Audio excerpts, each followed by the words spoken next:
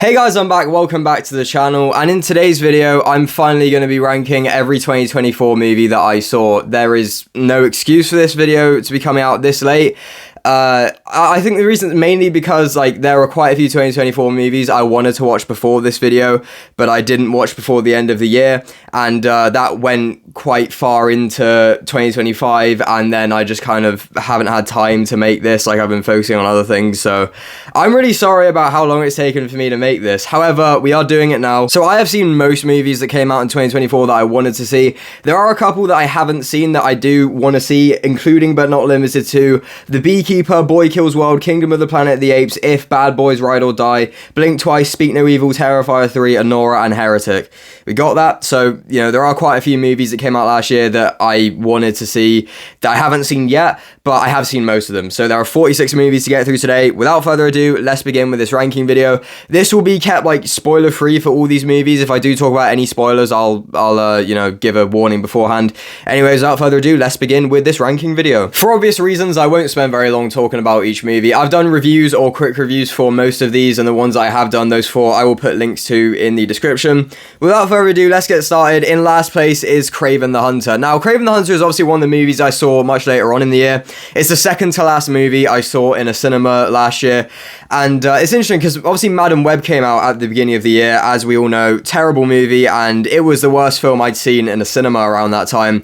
And 2024 had some pretty terrible movies, and throughout the year, some very bad kind of Madam Web level stuff, and but none of them really kind of got worse than Madam Web, or became the worst film I'd seen in a cinema. So I was confident that I would end the year with Madam Web being the worst film I'd seen in 2024.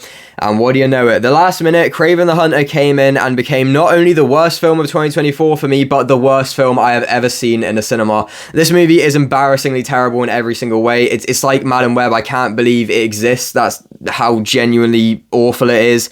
The story, the quote-unquote story, is garbage. I mean, the structure of it is really bad. I mean, they spend way too long on Kraven's origin story, and I get the fact you have to fit a whole origin story into a movie that isn't entirely about the origin story, but they still spend too long on it, and the movie's 2 hours and 7 minutes. Come on, this is literally the longest SSU movie. You don't need to do this. Kraven himself is the worst central character out of any of these SSU movies. It's obviously an action revenge movie. That's what it's like. That's what it kind of advertises itself as, and it fails completely to be that. None of the action scenes come close to being good. Not every action scene is irredeemably terrible, but there are no good action scenes in this. The visual effects are absolutely embarrassing. The dialogue is out of this world poor. This is a literal piece of cinematic garbage. It is part of the SSU, which is a franchise that exists so that Sony can keep the Spider-Man film rights and set up other things. This had no effort put into it. It is not a story that the people behind it wanted to tell. It only exists because the SSU exists and Sony wanted money and they wanted to set up more things. It is just absolutely awful in every single way, and a literal piece of cinematic garbage. It is the worst film I've ever seen in a cinema. From there, we move on to Madam Web, and this is something I forgot to mention at the beginning. This shouldn't be something that has to be said, but it does still have to be said. Remember, everything in this video is just my opinion, and you're going to disagree, and that is normal, and that is perfectly fine.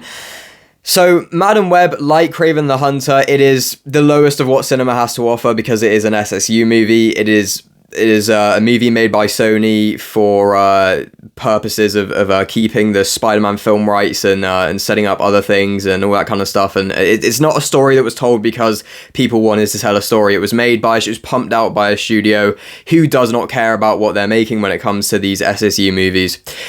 But past that, it just sucks. It just sucks. It is an awful movie. It's like Kraven, where I'm genuinely shocked that it was released in the state that it was. Shockingly incompetent, uninteresting characters, terrible villain, absolutely shocking dialogue and ADR.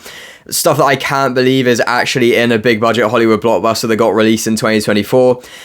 Like Kraven, no good action, completely poor story, and just an incredibly incompetent movie in so many ways. Genuinely shocking how utterly terrible this movie is. Speaking of shockingly terrible, Borderlands, a movie that tries to be really fun, high energy, fails miserably at what it's trying to do. I cannot believe how much of an utterly miserable watch this movie is. The central group of characters, there is no dynamic there. The characters do not have the chemistry that they need for a movie like this. The action sequences are like video game gameplay. It is just completely uninteresting action sequences. It's like characters shooting down waves of enemies, none of it feels like it has any stakes or any weight or anything of the sort. The visual effects look like visual effects. It falls completely flat on its face every time it tries to be funny. I don't think anyone had particularly high hopes for this movie, but it's still shocking how much it sucks. Like, I was very close to putting this below Madam Web. I was seriously close to it. At number 43 is Megalopolis, the latest film by the man who made The Godfather and Apocalypse Now. Is a messy, pretentious, and painfully dull train wreck that you can tell was made by a man who didn't have many people around him to tell him no during the production. Now, the fact that Francis Ford Coppola spent $120 million of his own, he sold one of his wineries to make this, $120 million of his own movie to make this passion project that has been in the works for 40 years. Like, that is not only very respectable, but inspiring. That is an incredible move by him, and the fact that it is just this original passion project, it is absolutely something to be admired, at least in my opinion. The film itself, if there was one movie out of the 46 movies on this list, one movie that I discourage any of you from watching. If you haven't seen Megalopolis, do not watch it. This movie is the biggest waste of time out of any of these movies on this list. It's 2 hours and 20 minutes of absolute 2 hours and 18 minutes, but same thing. 2 hours and 18 minutes of absolute nonsense. Speaking of 2 hours and 18 minutes where basically nothing happens, Joker, Folie, Deux. Now, I had difficulty with the next two, with this and number 41. Like, I didn't know which one I wanted to put here, which one I wanted to put at 41. I decided to put this below 41 because number 41 doesn't go on for 2 hours and 18 minutes. I can't believe that the sequel to Joker actually ended up kind of sucking. Like, this movie is a really poor movie. It fails on so many levels. This film's a musical, and it is really difficult to make a musical that I don't at least enjoy, like, in some way. This movie only has, like, 2 musical sequences that I actually kind of enjoyed. Like, the film itself is just a complete waste of time, honestly. It is not a continuation of the Joker story that exists because the people behind it wanted to make a continuation of the Joker story. It is a film that was made because the first one was unfathomably successful, and this was made for money and for, it's a cash grab. It's a cash grab sequel, and how did that one work out for you, Warner Brothers? Great cinematography and great performances are strong elements in a pointless and unnecessary sequel that has pretty much nothing to it, in my opinion. At number 41 is The Crow. Now, when the trailer for this movie came out, I had not seen The Crow. I was unfamiliar with it.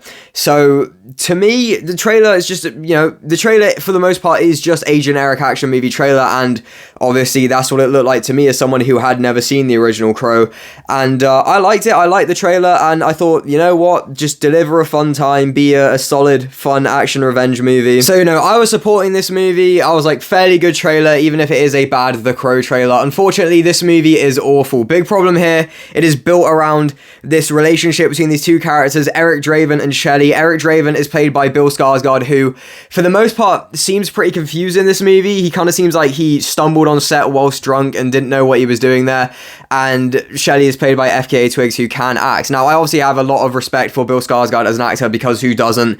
But in this movie, he does like feel a bit out of place, and FKA Twigs, again, definitely nothing to write home about, to say the least. So, me being invested in this movie, and like, not just me, it might be different for some people, obviously, because everyone reacts differently to movies, but like, you being invested in this movie, or at least me being invested in this movie, depends on if I'm invested in the central relationship between these two characters, and I was very much not. It is very hard to get invested in this relationship because it is bad. So yeah, this film, it largely fails because of the central relationship between the two characters. Now, this wouldn't have been as bad of an issue, in my opinion, if the film was able to at least deliver a fun action revenge experience. Does it do that? Absolutely not. So much of this movie's 1 hour 51 minutes. It is largely dull for a lot of it. So much of it is just, what are you doing? Get to something, make something happen. All of it leads to a terrific action sequence in the third act, obviously the opera house sequence. But before that, it is just like, the structure of this movie is just don't care, don't care, don't care, don't care, don't care, don't care. Oh, that was kind of fun. Don't care, don't care, don't care, don't care. Oh, that was kind of fun. Don't care, don't care. That was actually really fun. Don't care, don't care, don't care. End of the movie. The film is just, it fails so much, like as a movie about this central relationship, as a movie, as an action revenge movie, and as a Crow movie. I wouldn't say the movie like fails quite as bad as being a Crow movie as the trailer. Like it's slightly closer to the Crow than you would expect from the trailer. That does not mean it is particularly like the Crow. Very bad movie. At number 40 is Red One, definitely one of the most soulless, generic, and uninteresting movies to come out of 2024. The two central characters, played by Chris Evans and The Rock, who should be fun together, aren't particularly fun together, and do not have the chemistry that they need for this movie. The visual effects are like a time machine back to 2003. The effects, the green screen in this movie, completely rough. This movie is not fun or self-aware in the ways that it really should be. It's definitely the least offensive movie we've talked about so far, though. At number 39 is Venom: The Last Dance. I'm so sad that this is so low on the list. This might actually be the most disappointing film of 2024 for me. Listen, I did not like the first Venom movie at all, but the second one won me over, so I had high hopes for this one. Unfortunately, it is an absolute mess that definitely feels like it was impacted by the writer's strike last year. Now, I am going to be discussing spoilers here, so if you haven't seen Venom: The Last Dance, if you care any of that stuff, then feel free to skip ahead, obviously. But with this movie, it really feels like it didn't get the attention it needs. The script genuinely feels like a first draft of the script. Like the story is completely messy, and it is quite an overstuffed film in a lot of ways. And it definitely, again, just does not feel like it had the attention it needed to create a smooth or a really enjoyable movie.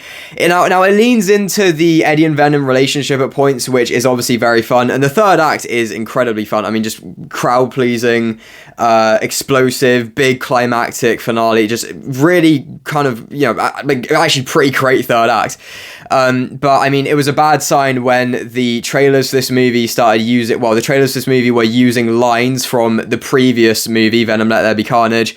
There was like one poster, this poster was like pretty much the only poster used for this movie, and the fact that the entire marketing for this movie, like the trailer and literally this poster is like built around the fact that Venom dies or whatever, and then he actually does in the film, showing that, yeah, not a lot of effort was put into this one. Definitely a very, very, very disappointing movie in my opinion. And number 38 is Despicable Me 4. I don't even know what to say about this one, to be honest. This film is a chaotic mess, and not in a good way. I gave it a 4.5 in my review. I honestly don't know if I would go higher than a 4 out of 10, to be honest now. It's very impressive that this franchise has managed to maintain the same hyperactive energy throughout the years. This franchise has now been going on for longer than the MCU was going on for when Endgame came out, which really says something. And it technically still has it all these years later, like with the same energy and all that kind of stuff. But I mean, it's just really tiring at this point. This film is just more Despicable Me content happening with no good story to tie it all together. The previous ones were better than this. I know you don't go into a Despicable Me movie looking for a good story, but the previous ones still managed to deliver Despicable Me content with stories that were fine, and it was like those worked, but this didn't, which says something about this one. This movie's so bad it made me tear up. I'm not joking, that actually happened. This is a relatively harmless and inoffensive, I don't know if I'd call it harmless, but it's an inoffensive movie for kids and families and all that stuff. But yeah, I'm pretty done with it at this point. This film is pretty poor. And number 37, In a Violent Nature. Yeah, walking and slashing for 90 minutes. Obviously, the people who will get the most out of this will be slasher fans. I myself like a good bit of gory slasher stuff here and there. I can't defend this one, honestly. I mean, this one was not for me. I mean, really solid cinematography and camera work, and it is absolutely an interesting approach, definitely.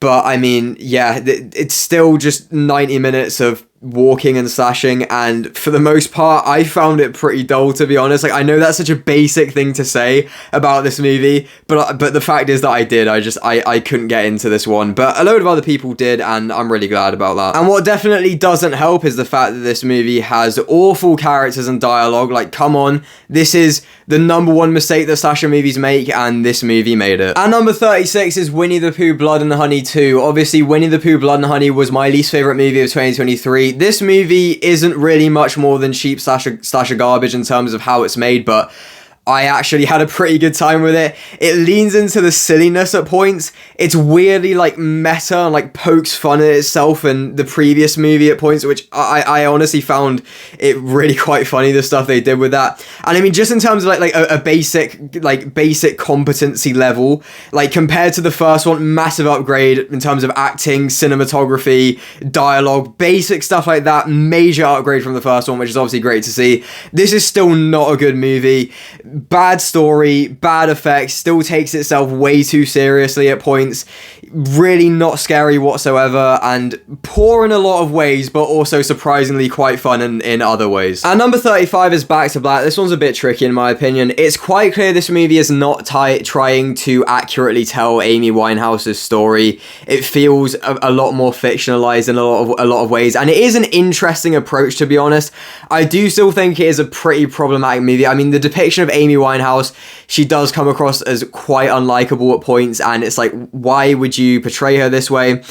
Its 2-hour runtime makes it quite dull for the most part, to be honest, and I do think it is largely uninteresting in a lot of ways, and a bit problematic in other ways as well, and quite tone deaf at points as well. But I mean, you know, really solid cast, and again, an interesting approach to the story.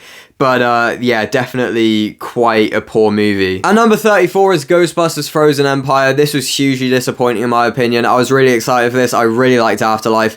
This is unfortunately not a good movie. It is overstuffed with characters and ideas and plot lines, and you know, largely dull first 2 acts. You go to see a movie called Ghostbusters you watch a movie called Ghostbusters Frozen Empire, you do expect a Frozen Empire, let's just put it that way, and the Frozen Empire doesn't really happen until after the first 2 acts, which is disappointing to say the least.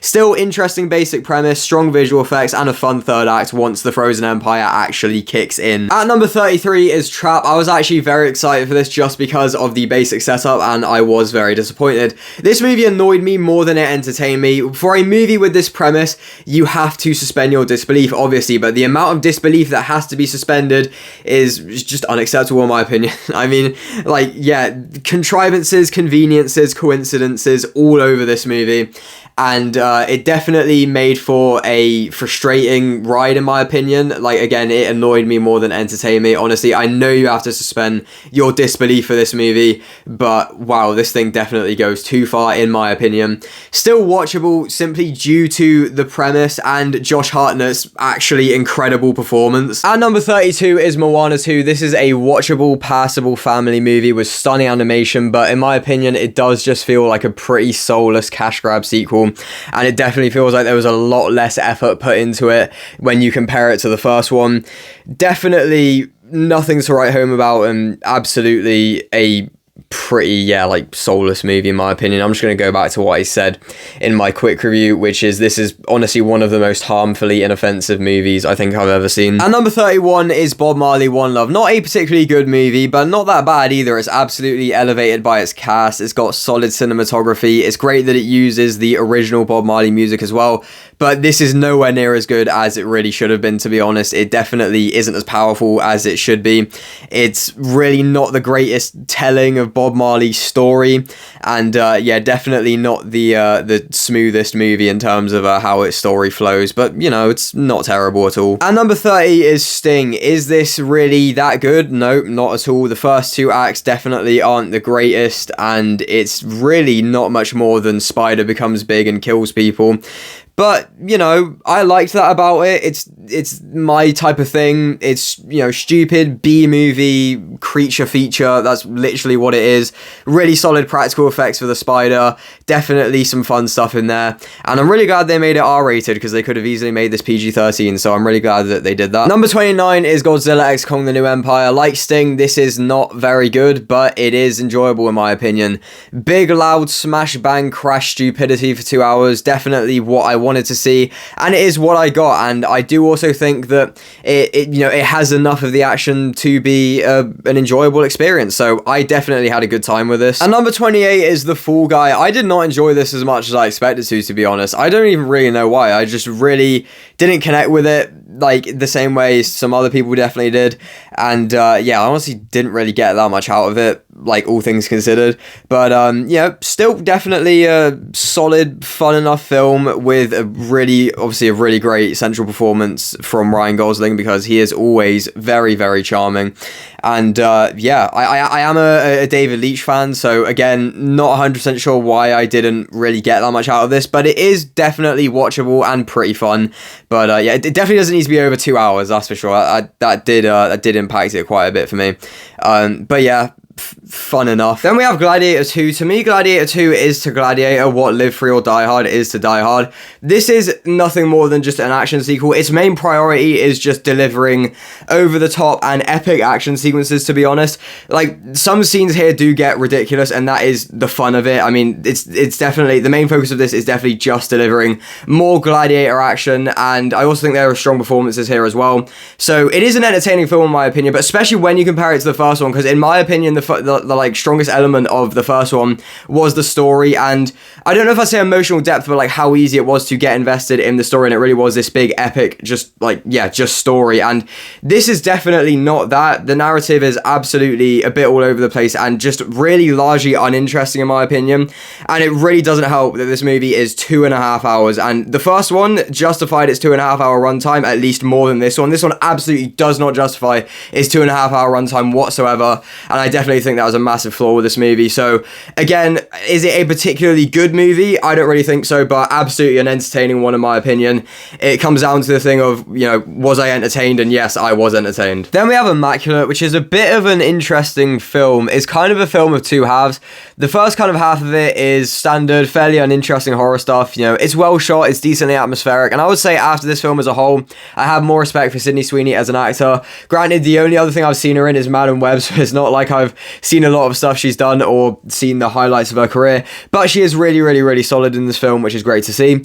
The more it goes along though, the more like kind of insane it gets, and as you move into the back half, it just goes off the rails in the best way possible. I mean, it gets more interesting as it goes along because of how kind of crazy it gets. And yeah, it is certainly, I definitely enjoyed my time with this film simply due to how kind of ridiculous it gets. And you know, it's easy to see why it's divisive, but I mean, absolutely, I enjoyed this one overall. And number 25 is Mean Girls, which is really interesting looking at it now, because I mean, I watched it and I enjoyed it, you know, thought it was a pleasant time. I think it's a pretty funny film. I think the performances are strong, and it isn't anything more than just a musical retelling of the first Mean Girls movie. Obviously it's based off the musical stage play. It really isn't anything more than just that. And so as a result, I can see why it's divisive, but looking at it now, it's got like a lot of like hate and like some people who just really straight up do not like it at all. And yeah, like I can see why it is a divisive film, but I enjoyed it, and I don't think there's anything particularly great about it, but I don't think there's anything particularly wrong with it either. It's not a, you know, particularly standout film from this year, but I enjoyed my time with it. And number 24 is Beetlejuice. I had a really good time with this one. It's just as delightfully weird as the first movie in my opinion. It's a really fun and funny movie overall, I think. But absolutely what brings this one down for me really significantly is just how messy it is. I mean, there's literally a point where you think they've run out of room to add more plot lines and add more stuff in there, and yet they still add more stuff in there. And I know it's kind of appropriate and fitting for a Beetlejuice movie to be so chaotic, but that being said, I still don't think it works. It does still result in a messy story, and yeah, absolutely, it brings the film down for me, and it's definitely a messy film, to say the least, but I enjoyed this very much. And number 23 is Smile 2, which is a bigger and more full-on version of the first Smile movie. With the first one, it's like, you know, it's fairly difficult to do a sequel to this that doesn't just feel like a bit of a rehash of the first one, which is why I'm glad they went in the direction they did with this movie and, you know, went with this much bigger and really kind of more interesting premise.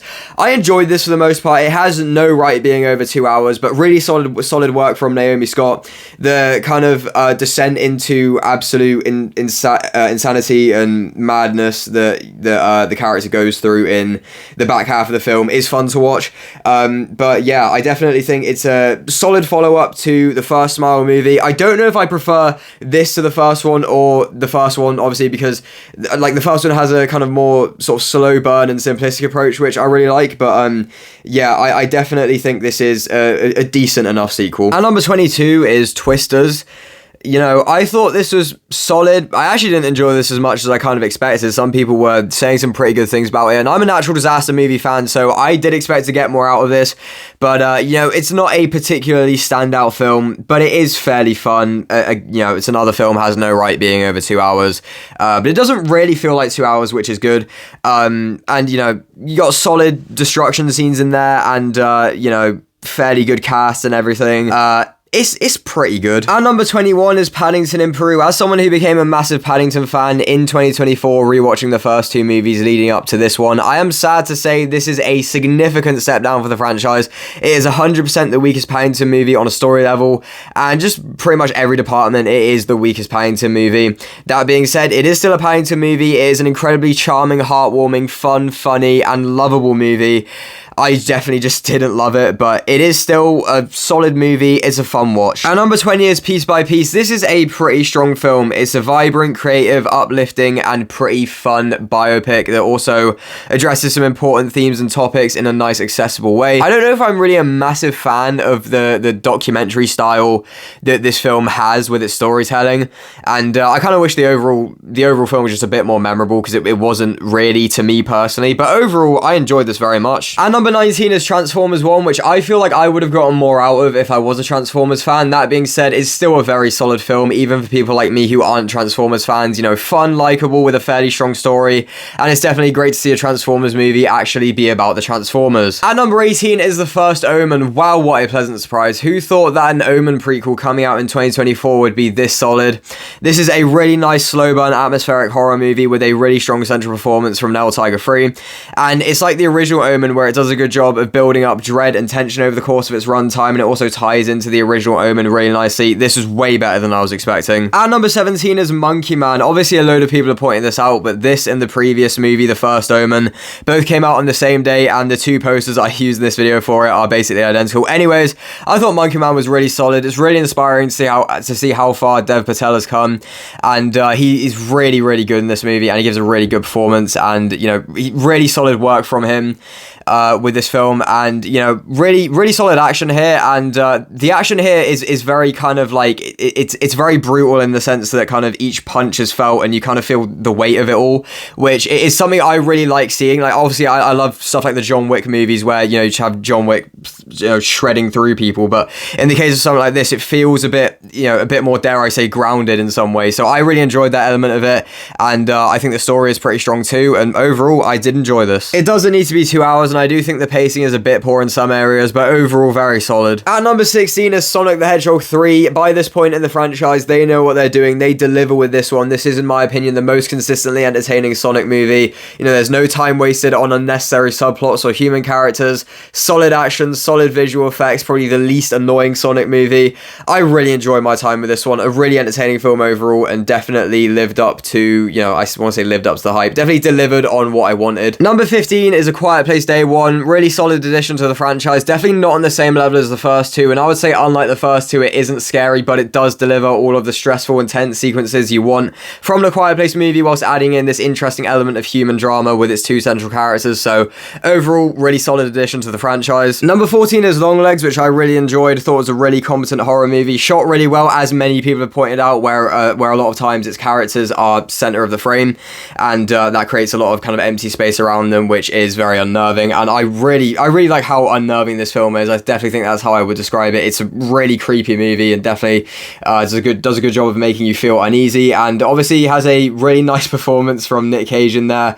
Very unhinged, kind of gonzo performance from him almost. So yeah, I enjoyed this very much. And number 13 is Alien Romulus, which basically just delivered what I wanted to see from an Alien movie directed by Fede Alvarez. Is it as absolutely great as I was hoping? No, it isn't, but I still really enjoyed it. Still a really solid Alien film with some really nice, creative, tense sequences in there, some really solid practical effects as well, and yeah, definitely a really fun, enjoyable alien movie. Does it need to be 2 hours? I don't think it does, but honestly, I don't really think that's a massive complaint either. So yeah, it isn't like, it doesn't reinvent the franchise at all, but still really solid addition. I was very happy with it. And number 12 is Deadpool Wolverine. This was my most anticipated movie of 2024, and I really enjoyed it. Really kind of relentlessly fun movie. Was really excited to see Deadpool in the MCU, and you know, it definitely delivers. Really excited. I was really excited to obviously see Deadpool and Wolverine team up, and they work really well together. Insanely gory, insanely inappropriate, insanely insane for quite a bit of it. Yeah, definitely some rough CGI in there, and not the best story, to say the absolute least, but overall, not one of the best MCU movies in my opinion, but absolutely a really entertaining movie. Was very happy with it. And number 11 is Inside Out 2. This is a film where I think the emotional core of it is just not as strong as the first movie, and in pretty much every way it is a significant step down from the first movie, but it is still a really strong follow-up to Inside Out. Really, you know, solidly entertaining, absolutely gorgeous animation, and it obviously does, you know, address important kind of themes and stuff with anxiety and everything, and absolutely a really solid follow-up, even if it doesn't quite hit the highs of the first movie in my opinion. Still really enjoyed it. Into the top 10 we have Civil War. I honestly thought this was pretty great. It's both tense and intense whilst also being thrilling. It does a really solid job of not only showing how horrific the Civil War is, but how normal it has become for the people who have been caught up in the middle of it, by doing this thing where it will, like, you know, for example, show you something horrific and then just move on, act like nothing happened, just move forwards, and like doesn't really make a big deal out of any of the like, you know, the really quite, I guess, disturbing scenes in here, if that's what you want to call it. But yeah, I mean, I thought this was really solid overall.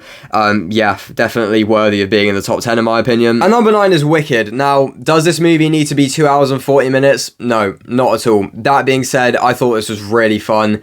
Really well done in so many ways. I mean, the production of this is honestly pretty insane. The practical sets, the costumes, the makeup, all that stuff. Really glad it won the Oscars that it did. Really solid performances as well, and really nicely done musical sequences. Overall, really quite a magical film, which is obviously great to see. At number 8 is Juror number 2, which I was honestly really happy with. I really like the premise of this film, just this really nice, intriguing premise, and it absolutely delivered in my opinion. I found it riveting, I found it thrilling, really solid performances across the board. Maybe it goes on for a bit too long, and you know, like it's not exactly the most standout courtroom drama, but absolutely a really solid one. Then we have Better Man at number 7, which, you know, other music biopics this year include Bob Marley, One Love, and Back to Black, and, you know, between Piece by Piece and this, I am very happy that we got some good ones. I mean, I thought this film was just extremely entertaining, so energetic, really has such a personality to it, and, you know, really has, I want to say it has, like, a lot of creativity to it. It does. It is a pretty creative movie, and, yeah, really solid music biopic all around. A really great musical as well. I mean, just great musical sequences, especially the rock DJ sequence, which is an incredibly impressive sequence. Yeah, I really enjoyed this. I don't think it needs to be 2 hours and 15 minutes, but I also don't think that it really felt like 2 hours and 15 minutes either. So yeah, definitely one of the best movies of the year. And number 6 is Wallace and Gromit: Vengeance Most Foul. You know, I don't really have a lot to say about this. It's just the latest Wallace and Gromit piece of cinema. You know, really charming, funny, stunningly animated with a fun premise. I think Ben Whitehead gets the voice of Wallace about as right as he can, which is great to see. So yeah, honestly, it's great. Fits nicely up there with the best movies of the year. Into the top 5 we have Furiosa and Mad Max Saga. Now, I have quite a lot to say about this. Obviously, I'm trying to keep these as brief as I possibly can, so in short, I'm just going to say this is a great addition to the Mad Max franchise. It obviously has really strong action sequences, but it also is really successful on a story level. Like it is this big epic revenge tale inside of the Mad Max franchise, and a word that a lot of people have used to describe this is the word odyssey, and you know, that's a very accurate word. It is this really big epic odyssey inside of the series, and I think it is really fun to watch. You also have a really great performance from Anya Taylor-Joy, and also really solid work from Chris Hemsworth as the villain Dementus, who is a lot of fun to watch. Overall, I was really happy with this movie. Definitely a great film, great addition to the Mad Max franchise. At number 4 is The Wild Robot, a beautiful, moving, and heartwarming story about parenting that will appeal to viewers of all ages, so it is obviously very successful on that level as a family movie. Absolutely breathtaking animation, and a film that uses, like, familiar tropes effectively, I would say. I think think it's, you know, it's not the most original movie. It is very simplistic, but it's absolutely a really effective one. And, you know, it doesn't matter that it's not the most original film out there, because, you know, it is a really, really great film. Into the top 3 challengers. I honestly thought this was just a pretty great piece of filmmaking, to be honest. I mean, just really energetic. You could tell there was a lot of passion behind this. And yeah, a movie that I don't think needs to be as long as it is, but I was still really entertained all the way through. Completely just like kind of electric filmmaking is what people have used to describe this. I completely agree. Yeah, it somehow manages to make this very simple story about this this love triangle, and it's able to take this very simple story and make it something really riveting.